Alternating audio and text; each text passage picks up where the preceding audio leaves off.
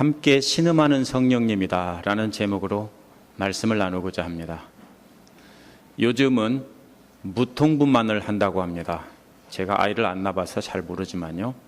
하지만 우리 부모님 세대만 해도 자연분만을 했습니다. 옛날에 한국에서는 산모가 애 낳으러 방에 들어갈 때는 신발을 벗어놓은 것을 보면서 다시 내가 저 신발을 신을 수 있을까라고 생각하며 들어갔다고 합니다. 왜냐하면 해산의 고통이 너무나 크고 잘못하면 생명이 위험하기도 하기 때문에 그렇게 했던 것입니다. 세상의 고통 중에서 가장 큰 고통을 말할 때 우리는 해산의 고통이다 이렇게 말을 합니다. 그래서 힘든 일을 해산의 고통이라고 흔히 말합니다. 고통스러운 표정으로 말도 못하고 신음하며 힘주는 산모들의 모습은 동서고금을 막론하고 똑같습니다. 제가 유튜브를 찾아봤습니다. 그래서 아이 낳을 때 산모들의 모습 이런 것을 여러 사람들이 올려놓은 걸 봤는데 다 똑같습니다. 미국 사람이나 한국 사람이나 똑같이 인상 쓰고 입을 다물고 신음을 끙끙 하는 것은 똑같습니다. 하지만 금방 낳은 아이를 품에 안은 엄마의 얼굴도 똑같습니다. 다 언제 고통이 있었느냐는 듯 환하게 웃으면서 아이를 바라봅니다. 엄마의 얼굴에는 기쁨이 넘칩니다. 아이를 안는 기쁨이 있기 때문에 해산의 고통을 잊는 것입니다. 우리가 지난주 말씀에서는 우리 안에 역사하시는 성령님은 자유를 주신다고 했고 또 뭐라고 했습니까? 생각을 주시고 우리 안에 거하시고 우리가 하나님의 아들임을 증거하신다고 했습니다. 그런데 오늘 말씀에서 나오는 말씀을 많이 나온 말씀을 차례대로 모아보면 이런 말씀입니다. 그러면 핵심이 드러납니다. 많이 나온 말씀이 뭐냐면요. 기다린다, 소망, 영광 이 세 단어가 많이 나와 있습니다. 합하면 뭡니까? 다가올 소망을 기다린다 라는 말입니다. 또 반복되는 말이 뭐냐면 신음한다는 말입니다. 신음한다는 말인데 영광의 소망을 기다리면서 뭐 하는 겁니까? 신음하는 것입니다. 이게 반복되는 말만 합쳐도 오늘 말씀의 내용이 뭔지 분명하게 드러납니다. 반복되는 말은 아니지만 비슷한 뜻의 단어를 세 단어를 쓴 게 있는데요. 26절과 27절에 도와주신다와 간구하신다입니다. 우리가 신음하며 고통을 참고 견디며 소망 가운데 기다릴 때 어떻게 합니까? 성령님께서 도와주시고 우리를 대신해서 간구해 주신다는 것입니다. 이렇게 여러 차례 반복된 단어만 전부 모아놓으면 오늘 말씀의 핵심이 분명하게 드러납니다. 이처럼 현재 받는 고난은 장차 올 영광에 비교하면 아무것도 아니라고 18절에서 말하고 있습니다. 이는 마치 부모의 유산이 막대한 유산을 상속받는 것과 같습니다. 약간의 빚이 있겠지만 받을 유산에 비교하면 아무것도 아니기 때문에 빚에 대해서 신경을 안 쓰는 것입니다. 이처럼 현재 우리가 겪는 고난도 장차 받을 영광에 비교하면 아무것도 아니기 때문에 우리가 참고 견뎌야 된다 하는 것입니다. 오늘 말씀에서 현재 성도의 고난을 다루고 있습니다. 성도가 겪고 있는 고난은 성도만이 아니라는 것입니다. 우리가 살고 있는 세상 모든 피조물들도 우리와 함께 해산의 고통으로 신음하고 있다라는 것이 오늘 본문 내용입니다. 여기에다가 성령님도 우리와 함께 신음하고 있다는 것입니다. 첫째로 신음하며 기다리는 피조물들의 이야기가 나옵니다. 19절에 보면 피조물들이 신음하며 하나님의 자녀들이 나타나길 기다린다고 했습니다. 피조물이라는 말은요, 인간이 살아가는 지구, 즉 환경을 뜻합니다.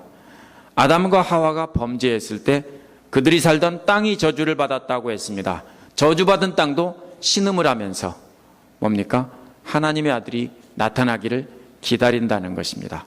마치 연극에 비교하면 뭡니까? 피조물은 무대입니다. 연극의 무대이고 주인공은 누굽니까? 바로 성도들입니다. 하나님의 아들들입니다. 그래서 무대에 하나님의 아들들이 등장하기를 이 무대는 간절히 기다리고 있다는 것입니다. 하나님의 아들이란 분명히 그리스도를 믿는 성도들입니다. 근데 이미 등장했는데 왜 등장하기를 기다린다고 했을까요?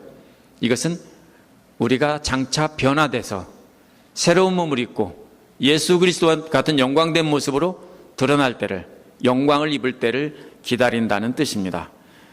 왜냐하면 그날에 피조물들도 변해서 새 하늘과 새 땅이 이루어질 것이라고 이사야에도 말하고 있고 계시록에도 말하고 있고 성경의 많은 곳에서 새 하늘과 새 땅이 이루어질 것이라는 것입니다. 그래서 우리가 사는 이 자연 환경들도 우리가 장차 입을 영광을 함께 기다린다는 뜻입니다. 간절히 기다린다는 말은 문자적으로 번역하면 이런 뜻입니다. 발꿈치 들고 목을 길게 빼고 멀리 쳐다본다는 뜻입니다. 그게 바로 간절히 기다린다는 것입니다. 주님이 오시는 날을 발꿈치 들고 목을 빼고 주님이 어디 오시나 하고 기다리는 것입니다. 20절에서 모든 피조물이 허무에 굴복했지만 피조물 자신의 뜻이 아니라 굴복하게 하신 분이 그렇게 하셨다. 굴복하게 하신 분은 하나님을 뜻합니다. 허무라는 말이 뭡니까? 전도서 1장 2절에 모든 것이 헛되고 헛되니 모든 것이 헛되다 라는 말에서 나온 같은 말입니다. 무슨 뜻입니까? 인공위성을 엄청난 돈을 들여서 발사를 했습니다. 그런데 잘 돌다가 고장이 나서 아무런 신호도 보내오지 않습니다. 근데도 계속 뺑뺑 돌고 있습니다. 이것이 허무입니다. 뭡니까? 쓸데없이 돌고 있는 겁니다. 아무 쓸데없이 제 목적을 잃어버린 채 지구 둘레를 빙빙 도는 것과 같은 것이 허무입니다. 뭡니까? 우리가 사는 이 세상이 그렇게 되었다는 것입니다. 모든 인간과 자연 만물은 하나님을 찬양하며 영광 돌리게 되어 있는데 그렇지 못하고 헛되게 돌아가고 있다라는 것입니다. 하지만 소망이 있습니다. 이 무대가, 우리들이 살고 있는 이 무대가 주님 다시 오시는 날 하나님께서 회복시키실 것이기 때문입니다. 21절에서 이제 피조물도 썩어짐의 종살이에서 해방되어 하나님의 아들의 영광의 자유를 누린다고 했습니다. 우리가 누리는 자유뿐 아니라 피조물들도 역시 자유를 누린다는 것입니다. 썩어짐의 종살이란 영광의 자유의 반대말입니다. 주님께서 다시 오시는 날 멸망해 가던 자연환경도 변화되어서 우리와 같이 영광을 누리게 된다는 것입니다. 이 영광이라는 말은 이사야 65장 17절에 보면 새하늘과 새 땅이 창조될 것인데 이전의 것은 기억도 되지 않는다라고 했습니다. 이사야는 또 새하늘과 새 땅에는 어떤 것이냐? 사막에 꽃이 피고 사막이 옥토가 될 것이라고 이야기하고 있습니다. 참 특별하게도 성경이 기록됐던 이스라엘 사람들이 사는 땅은 지구상에서 가장 건조한 지역이 넓은 건조기후 지역에 속한 사막 지역입니다. 이 사람들이 눈에 본 것은 뭡니까? 만약에 우리나라에서 성경이 쓰여졌다면 땅이 이렇게 회복되기를 간절히 기다린다고 쓰지 않았을 겁니다. 그렇죠? 근데 이 사람들은 다 메마른 땅이에요. 그것을 볼 때 그 사막에서 꽃이 피는 날, 실제로 꽃이 핀다는 뜻도 되겠지만 뭡니까? 상징적인 말입니다. 이 모든 세상이 가장 아름다운 땅, 에덴 동산처럼 처음 하나님이 창조하셨을 때처럼 그렇게 회복되는 것을 말하는 것입니다. 우리가 사는 환경인 이 땅도 새 하늘과 새 땅으로 변화될 것을 소망하면서 기다림 가운데서 현재도 목을 빼고 고통을 받고 있다는 것입니다. 이러한 고통을 성경은 해산의 고통에 비유를 했습니다. 유대교 묵시 문학에서도 보면 그 당시에 이스라엘 사람들이 겪고 있던 고통을 해산의 고통에 비유했습니다. 아니면 이렇게 말했습니다. 메시아의 저주나 메시아 시대의 출산의 고통이다. 이렇게 말했습니다. 그러나 출산의 고통 뒤에는 뭐가 있습니까? 아기를 안고 젖을 먹이는 기쁨이 있듯이 피조물이 고통 가운데 기다린다는 것은 그 뒤에 말할 수 없는 큰 기쁨이 온다라는 것입니다. 이것이 피조물들이 우리와 함께 신음하며 기다리고 있다는 뜻입니다. 두 번째로 신음하며 기다리는 성도들 이야기가 나옵니다. 그 다음에 23절부터 보면 고통 가운데서 신음하는 것은 피조물만이 아니라 무대만이 아니라 무대에서는 주인공인 우리들도 마찬가지다 하는 겁니다. 23절에 보면 첫 열매로 성령 받은 우리도 양자 삼아 주실 것 곧 몸의 구속을 기다린다라고 했습니다. 이미 우리는 양자 삼아 주셨습니다. 그런데 여기서 말하고 있는 것은 몸의 구속을 말하는 것입니다. 몸의 구속이 뭡니까? 우리 몸은 썩어질 몸을 입고 있습니다. 근데 장차 썩지 않을 몸을 입게 되는 것입니다. 그 몸의 구속을 기다리고 있다라는 뜻입니다. 우리는 이미 하나님의 자녀라고 성령께서 증명해주고 확신해주고 있습니다. 하지만 주님 다시 오시는 날 아들의 형상을 입음으로 다시 확정이 된다는 것입니다. 2000년 전 예수 그리스도께서 부활하시고 승천하실 때 새로운 몸을 입고 부활하셨습니다. 그것처럼 우리도 그렇게 된다는 것입니다. 그러나 아직은 몸의 구속이 이루어지지 않았기 때문에 이 땅에서 해산의 고통으로 신음하고 있습니다.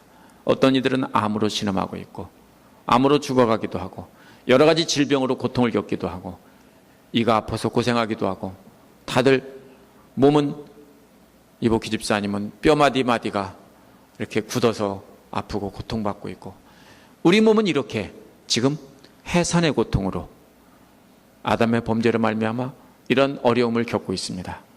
그러나 이것은 아직 이루어지지 않은 영광된 몸을 입는 동안에만 있을 것이라는 것입니다.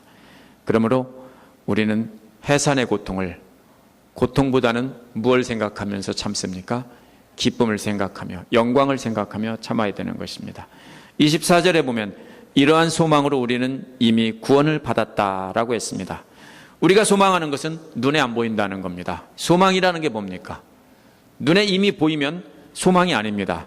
다가올 미래, 아직 보이지 않는 것을 기대하고 바라는 것이 소망입니다.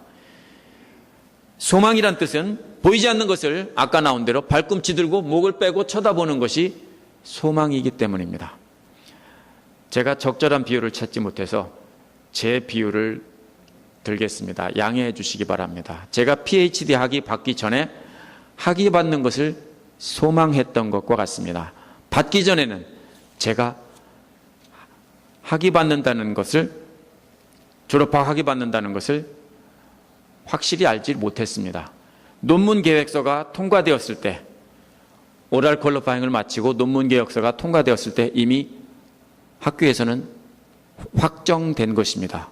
이 사람은 졸업할 수 있다라고 해서 캔디데이트라고 부릅니다. PhD 캔디데이트라고 부르는데 제가 여기 오기 전부터 계속 캔디데이트 분으로 있었습니다. 하지만 완전히 완성된 것은 아닙니다.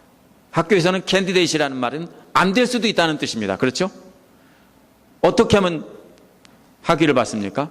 나머지 해야 될 일을 논문을 완전히 맞춰서 제출하면 PhD가 되는 겁니다. 완전한 PhD는 논문을 완성해서 제출하고 교수님들의 심사를 최종적으로 통과했을 때 그때 주어지는 것입니다. 그것을 바라보던 것이 같은 것이 소망입니다. 제가 바라보지만 사실은 뭡니까? 불확실합니다. 내가 이걸 끝낼 수 있을까? 걱정이 많이 되기도 합니다. 그때는 볼 수 없었지만 지금은 볼 수 있습니다. 지금은 아무 때나 꺼내서 펴볼 수 있습니다. 아, 이게 내 학위 증서구나. 그렇죠? 이건 소망이 아니에요. 왜요? 내가 이미 들고 있잖아요. 이것은 소망이 아니에요. 마찬가지로 우리의 소망이 뭡니까? 우리가 영적으로 구원받은 거요? 그건 소망 아니에요. 그건 우리가 이미 가지고 있어요. 우리의 소망은 뭐예요? 몸의 구속이에요. 우리가 영광된 새로운 모습을 입고 예수 그리스도와 함께 영원히 살 것이라는 그 몸의 구속을 우리가 보지 못했어요. 아직 말만 들었어요. 묘사하는 말만 성경에서 봤어요. 그러면 그 말을 어떻게 할 수 있습니까? 그걸 기다리는 것이 소망이라는 겁니다.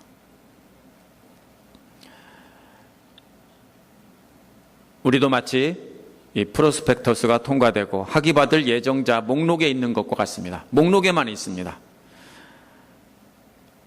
저와 여러분은 이미 구원받은 자로 성령께서 우리 안에 계시고 성령께서 우리도 하나님의 아들이라고 증거해주고 계십니다. 아직 하지만 몸의 구원은 받지 않은 캔디데이트 신분입니다. 우리도 후보자입니다. 후보생입니다. 여기 사관학교 나오신 분들은 후보생이 뭔지 아시죠? 후보생입니다. 우리는 아직 완전하질 않아요. 그래서 우리는 이미 약속된 구원을 기다리고 있는 것입니다. 그것을 기다리면서 제가 논문을 틈나는 대로 고치고 또 고치고 인내하며 기다렸던 것입니다. 우리의 몸의 구원도 마찬가지입니다. 그것을 바라보면서, 몸의 구속을 바라보면서 인내하고 참아가며 살아가는 것입니다.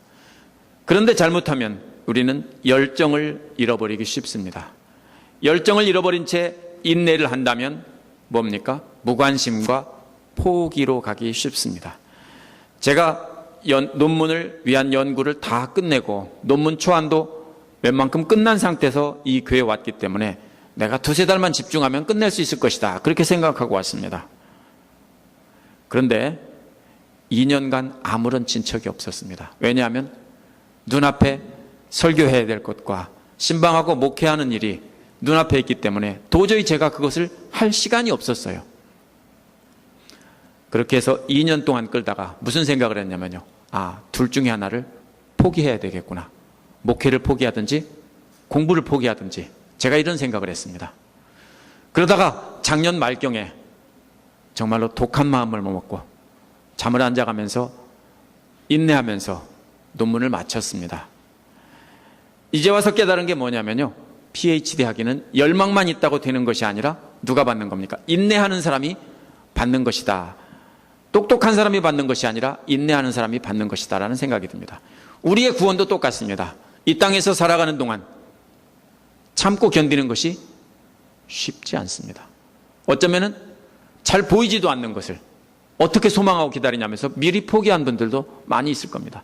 이 중에는 영광스러운 몸을 입는다는 것을 그냥 이론적으로만 알고 있지 실제로는 기대하지 않는 분들도 있을지도 모릅니다. 그러면 어떻습니까?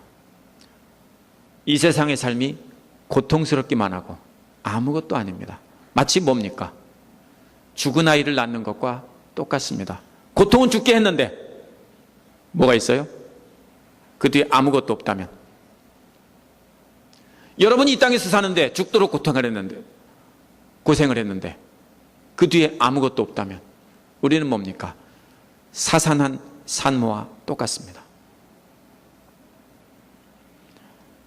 마찬가지로 우리가 새로운 몸을 입기를 열망하는 마음이 없이 인내만 한다면 조금 전에 말씀드린 대로 무기력이나 무관심이나 비관주의에 빠질 수 있습니다. 그리고 자포자기하기 쉽습니다. 반대로 열망을 잊는데 인내가 없으면 어떻게 됩니까? 하나님께 반역을 하게 되어 있습니다. 하나님 왜 안 주십니까? 하고 하나님께 대들고 반역하게 되어 있습니다. 따라서 인내와 열망 사이에 우리는 균형을 이루어야 됩니다.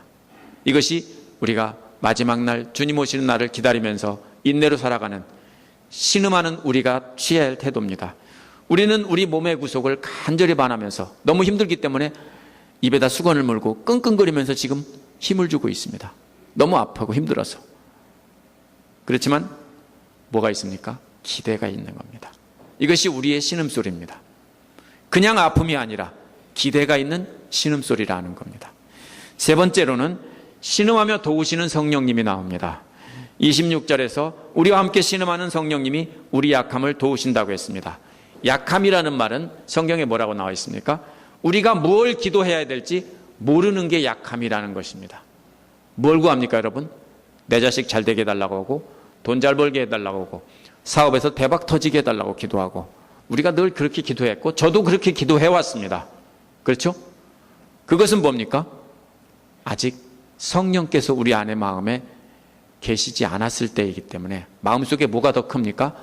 탐욕이 크기 때문에, 뭐가 하나님의 마음인지 모르기 때문에 하나님의 마음을 구할 줄을 몰랐던 거예요. 그러나 우리가, 그것이 약함이에요. 우리가 약하기 때문에 내 욕심을 구하는 거예요. 하나님 이것도 주세요, 저것도 주세요, 이거 해주세요, 저거 해주세요. 좋은 타 타게 해주시고, 좋은 집 주시고, 우리 아들 잘 되게 해주시고, 다 이런 기도만 해요. 그런 기도만 하면 뭐하고 똑같습니까? 절에 가서 정한수 떠놓고 비나이다 비나이다 하는 사람과 우리와 차이가 아무것도 없습니다. 우리의 차이는 뭡니까? 성령께서 우리 안에 계시기 때문에 성령께서 도우셔서 무엇을 기도해야 되는지 알려주신다는 거예요. 하나님께 우리가 탐욕만 구하지 않고 우리가 무엇을 기도해야 될지 성령께서 우리에게 알려주신다는 겁니다.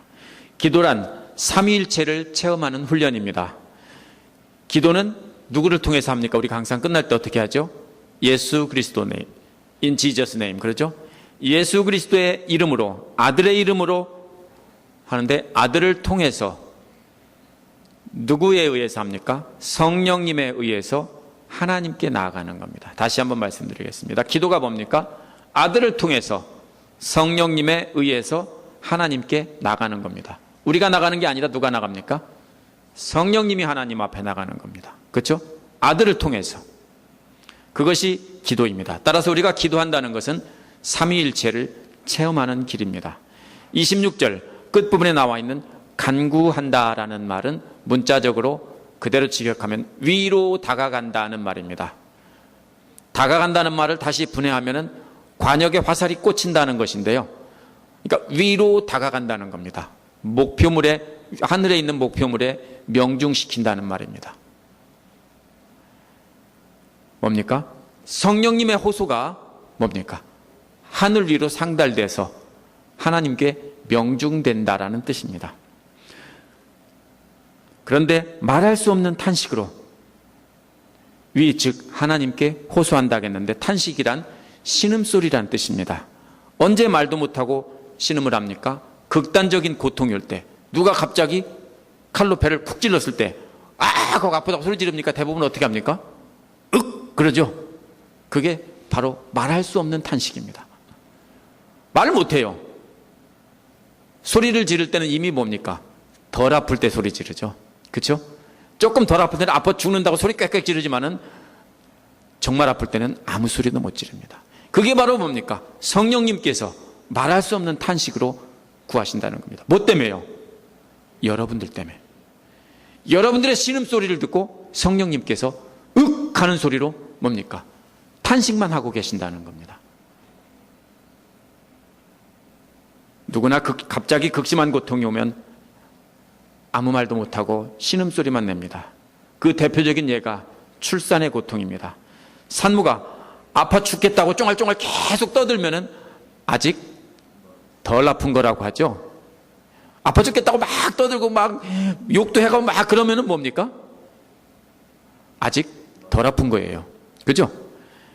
정말 큰 고통이면 뭡니까? 숨이 막히고 말도 못한다고 합니다. 그것이 바로 여기서 나오는 신음소리입니다. 이곳에 여자분들이 많이 계시니까 훨씬 잘 이해하실 겁니다. 실제로 말도 못하고 신음을 하면서 아픈 것은 우리가 사는 무대인 자연 환경과 주인공인 성도들입니다. 이 두 가지가 아픈 거예요. 지금 지구가 아프고 우리가 아파요. 성령님은 아픈 주인공이 아니에요. 그런데도 성령님은 우리의 아픔을 아시고 우리와 함께 숨막히는 고통을 느끼면서 신음소리를 낸다는 것입니다. 여러분 그렇게 할 수 있어요? 여러분 아들이 죽게 생겼다고 할 때 신음소리를 내겠지만 숨이 막힐 정도로 신음을 하면서 그렇게 할 수 있어요? 그렇게 할 수 있겠죠. 어머니니까. 성령님께서 여러분과 함께 그렇게 신음하고 계신다는 겁니다. 성령님께서 마치 뭐와 같습니까? 출산의 고통 때문에 신음하면서 숨도 못 쉬는 딸의 손을 잡고 옆에서 위로하며 함께 신음하는 친정어머니와 같다. 이렇게 저는 비교하고 싶습니다. 성령께서 우리의 손을 잡고 함께 힘을 주시면서 함께 신음하며 아파하고 너무나 고통스러워하는 딸을 보고 함께 숨이 막혀가는 그런 모습과 같다는 것입니다. 하나님께 그렇게 간구하시는 겁니다. 성령님은 말을 못해요. 왜 말을 못해요? 우리의 고통 때문에 너무나 고통스러워서 말도 못하고 하고만 계세요. 그리스도께서는 뭡니까? 하나님의 법정에서 우리를 대신해서 간구하시는 변호사십니다. 그런데 성령님은 뭡니까?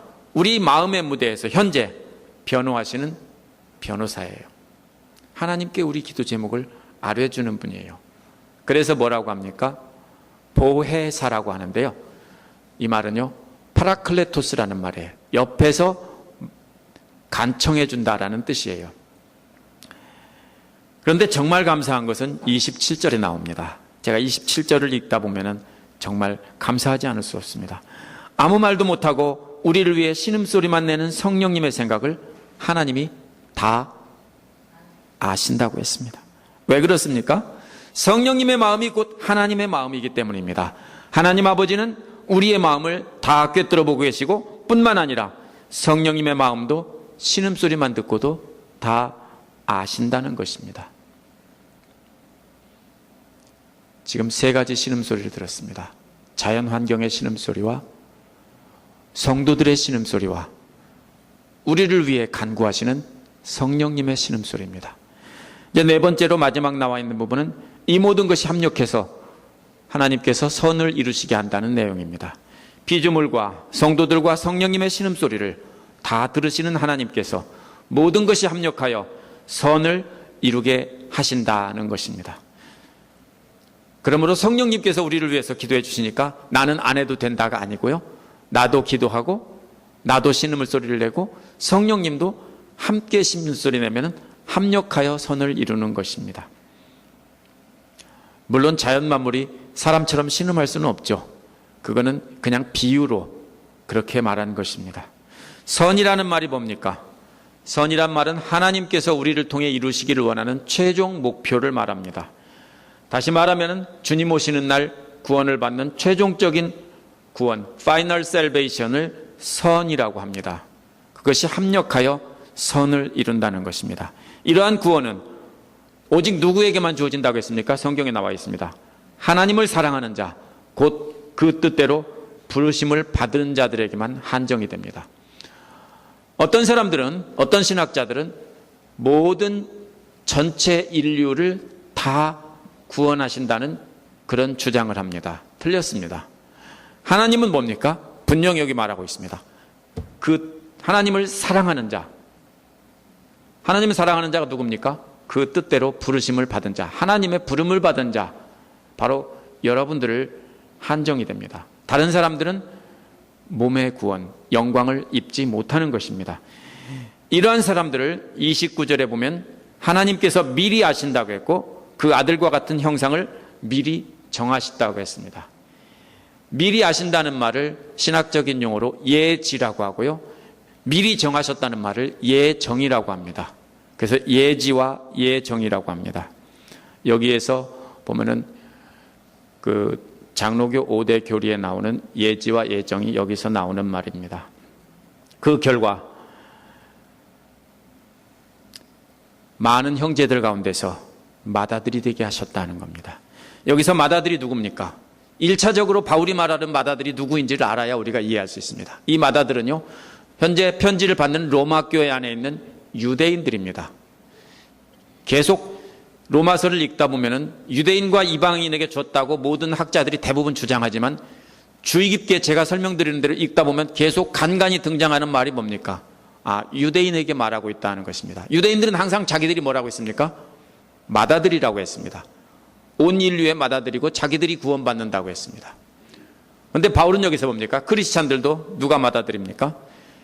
먼저 유대인들 크리스찬들이 하나님을 믿었기 때문에 그들을 향해서 너희들이 맏아들이다는 겁니다. 맏아들이 되게 하셨다는 겁니다. 지금 바울은 로마 교회에 있는 유대인 신자들에게 초점을 맞추고 이 로마서를 기록하고 있습니다. 이런 모든 신음소리를 들으시는 그리고 아시는 하나님께서 많은 사람을 구원하기 위해서 먼저 너희들을 택하시고 너희들을 미리 아시고 미리 택하셔서 맏아들이 되게 하셨다는 겁니다. 많은 형제의 맏아들이 되게 하셨다는 말은 23절에 첫 열매로 성령 받았다는 말과 같은 말입니다. 첫 열매는 농사에서 나온 말이고요, 맏아들이 되게 하셨다는 것은 우리 가족에서 출산을 말하는 거지만 실제는 다 비유기 때문에 결국 같은 말입니다. 즉 뭡니까? 먼저 구원받은 자들을 맏아들과 첫 열매라고 말하고 있는 것입니다. 무슨 뜻입니까? 첫 열매가 맺혔다는 왜 기뻐하죠? 그 다음에 줄줄이 열매가 맺힐 것이기 때문에 기뻐합니다. 첫 열매만 딱 맺히고 하나도 안 맺힌다면 첫 열매를 기뻐할 수 없습니다. 그건 재앙이 신호입니다. 그렇죠? 맞죠? 마다들도 마찬가지입니다. 오늘날은 산하제 하늘에서 아이를 안 낳지만 옛날에는 생기는 대로 낳았기 때문에 7, 8, 9, 10명씩 낳았습니다. 우리 어머니 세대에서는. 그렇죠? 그런 때 뭡니까? 마다들이 뭡니까? 경사입니다. 왜 경사입니까? 줄줄이 그 뒤에 아무 탈 없이 아이들을 낳을 것이라고 생각하기 때문에 기뻐하는 것입니다. 자, 그러면 많은 이들을 구원하기 위해 미리 택하시고 아시고 택하셨다는 내용이 어디에 나옵니까? 창세기 50장 20절에 요셉의 말에서 나옵니다. 형님들은 나를 해치려고 하였지만 하나님은 오히려 그것을 선하게 바꾸셔서 오늘날과 같이 수많은 사람들의 생명을 구원하게 하셨습니다. 하나님이 미리 아셔서 자기를 이곳에 파셨다는 것입니다.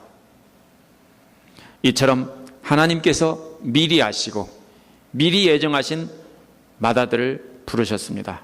부르신 사람을 의롭게 하셨고 의롭게 하신 사람을 영화롭게 하셨다라고 했습니다. 따라서 하나님의 최종 목표는 오늘 본문에 보면 영화롭게 하는 것입니다. 글로리피케이션입니다. 피조물과 모든 성도들과 성령님이 함께 신음하며 소망했던 것은 바로 뭡니까? 하나님의 아들들이 영광스럽게 되는 것입니다. 이것은 주님 다시 오시는 날 우리 모두가 주님과 같은 몸으로 변화되는 것을 말하는 것입니다. 하나님께서는 우리 모든 것을 합력해서 선을 이루게 하신다. 최종적인 영광을 이루게 하신다는 말입니다. 제가 오늘 말씀을 성경에 있는 설명을 다 드렸습니다. 오늘 말씀을 결론을 맺고 적용을 해보겠습니다.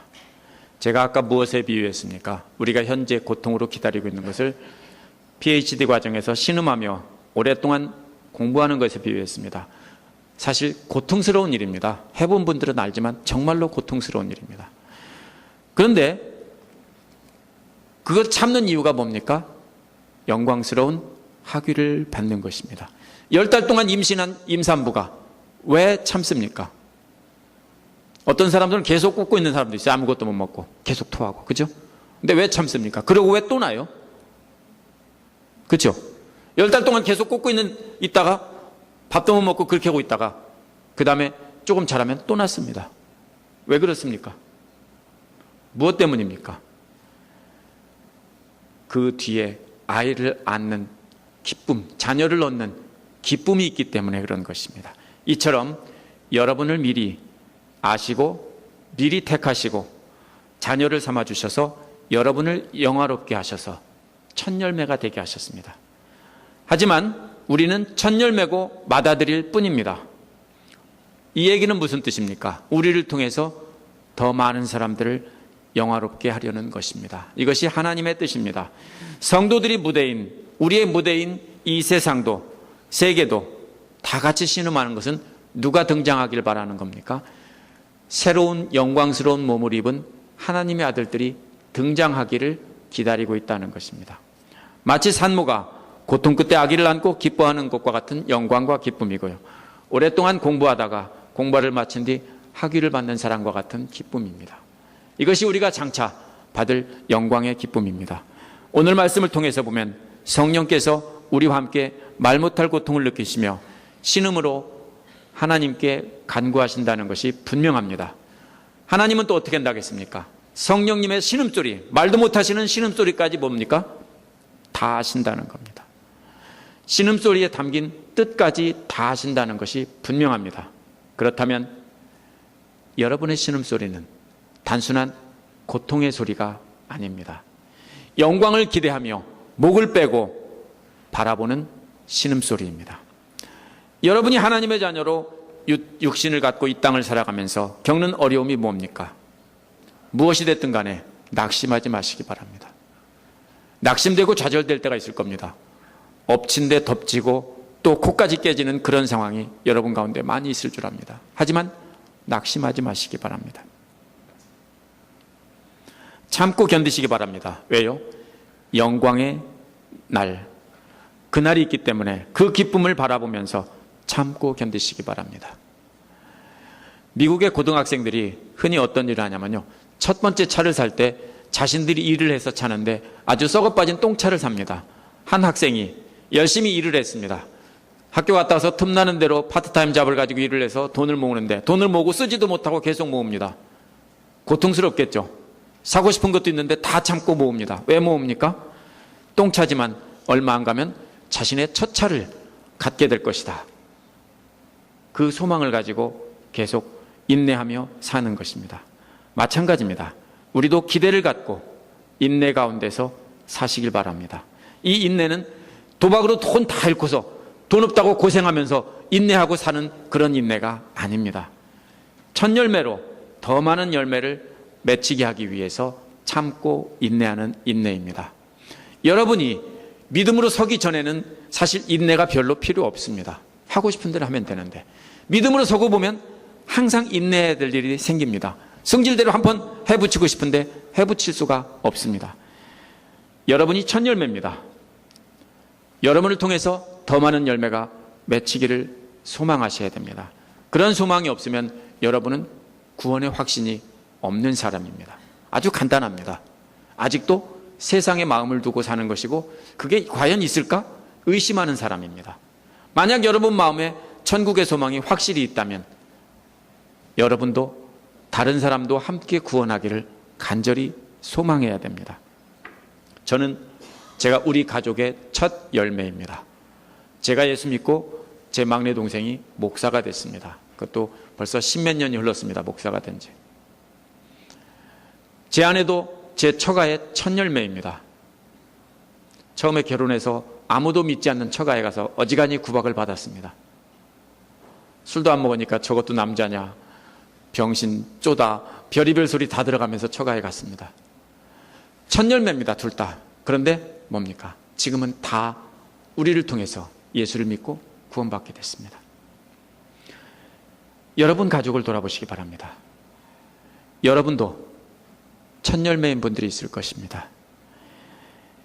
여러분의 자녀들도 여러분을 통해서 성령의 열매를 바라보고 여러분을 통해서 구원을 받기를 바랍니다. 여러분의 친구들, 이웃들, 우리 여러분에게 맺힌 성령의 열매를 보고 하나님 앞에 나오시기를 바랍니다. 우리가 흔히 말하기를 교회 사람 보고 나가 그런 거 아니야. 하나님 보고 나가지. 맞는 말이지만 틀린 말입니다. 그러면 교회가 아니에요. 그 중에 한 사람이라도 사람 보고 나갈 사람이 있어야 교회죠. 한 사람도 없다면 교회 문 닫아야 돼요. 그렇죠? 사람 보고 나오는 거예요. 내가 저 사람을 보니까 나도 예수 믿고 싶다. 이런 말이 나와야 돼요. 저 인간만 보면 밥맛 떨어져서 나는, 아니 저 사람만 보면 밥맛 떨어져서, 우리 부인이 인간이란 말 쓰지 말래요. 거칠어 보인다고. 저는 한자 말이라 더 좋은 말인 것 같아서 자꾸 쓰는데, 자, 이런 세상입니다. 우리가 한번 생각해 보시기 바랍니다.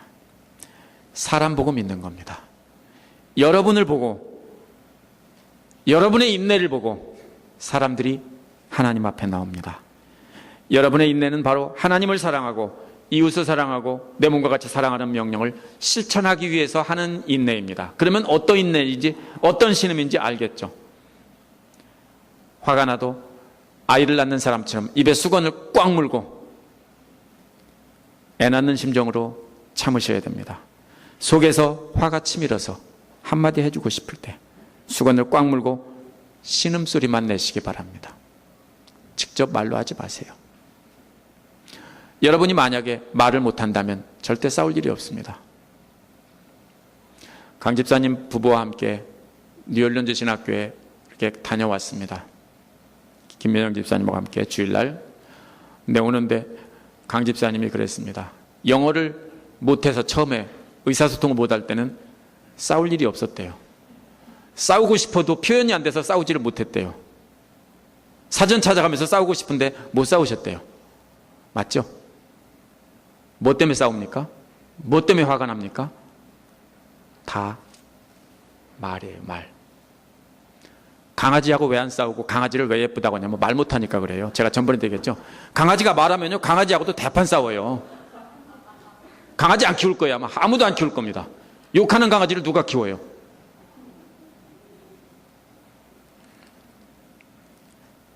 여러분이 입에 수건을 물고 참아야 되는 것은 바로 그리스도의 인내입니다. 그것을 보고 성령님께서 말할 수 없는 탄식으로 여러분의 소망을 하나님께 아뢰 것입니다. 여러분이 수건을 꽉 물고 참으면서 그들을 위해서 기도할 때 성령께서도 아시고 똑같은 신음소리로 신음소리만 내시면 하나님께서 그 신음소리를 아시고 여러분의 기도에 응답하신다는 것이 오늘 말씀이에요. 그러므로 영광의 날을 소망하며 함께 인내하며 첫 열매로 사시길 바랍니다. 많은 열매를 맺으며 사시길 바랍니다. 기도하겠습니다.